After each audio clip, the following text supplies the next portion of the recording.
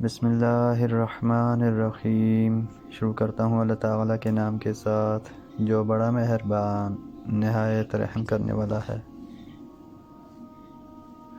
حضرت ابو ہریرہ رضی اللہ عنہ سے روایت ہے کہ رسول اللہ صلی اللہ علیہ وآلہ وسلم نے فرمایا، جب تم میں سے کوئی نیند سے بیدار ہو تو اپنا ہاتھ برتن میں نہ ڈالے جب تک کہ اس پر 3 مرتبہ پانی نہ ڈال دے، کیونکہ اسے خبر نہیں کہ رات میں اس کا ہاتھ کہاں کہاں رہا ہے۔ ام المؤمنین عائشہ رضی اللہ عنہا کہتی ہیں کہ رسول اللہ صلی اللہ علیہ وآلہ وسلم نے فرمایا، جب کسی کو اونگ آئے اور وہ نماز میں ہو تو وہ جلدی سے نماز ختم کر لے، ایسا نہ ہو کہ وہ اونگ میں اپنے حق میں بد دعا کر رہا ہو اور جان ہی نہ سکے۔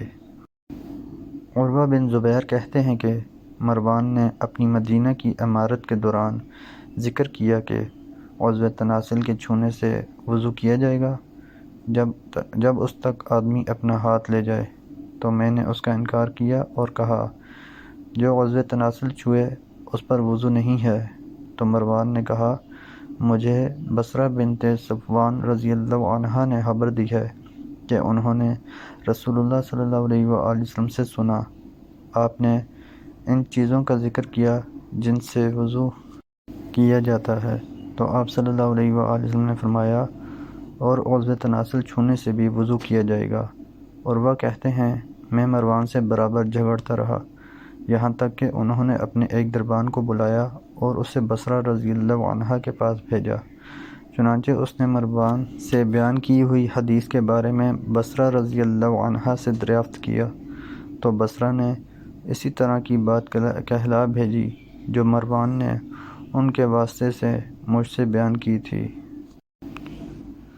ام المؤمنین سلمہ رضی اللہ عنہا روایت کرتی ہیں کہ ام سلیم نامی ایک عورت رسول اللہ صلی اللہ علیہ وآلہ وسلم کی خدمت اقدس میں حاضر ہوئیں اور عرض کیا کہ یا رسول اللہ، اللہ تعالی حق بات بیان کرنے سے نہیں شرماتا، اس لیے میں پوچھتی ہوں کہ کیا احتلام سے عورت پر بھی غسل ضروری ہے؟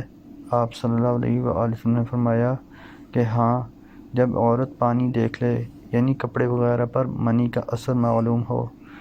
تو یہ سن کر ام سلمہ رضی اللہ عنہا نے شرم کی وجہ سے اپنا چہرہ چھپا لیا اور کہا، یا رسول اللہ، کیا عورت کو بھی احتلام ہوتا ہے؟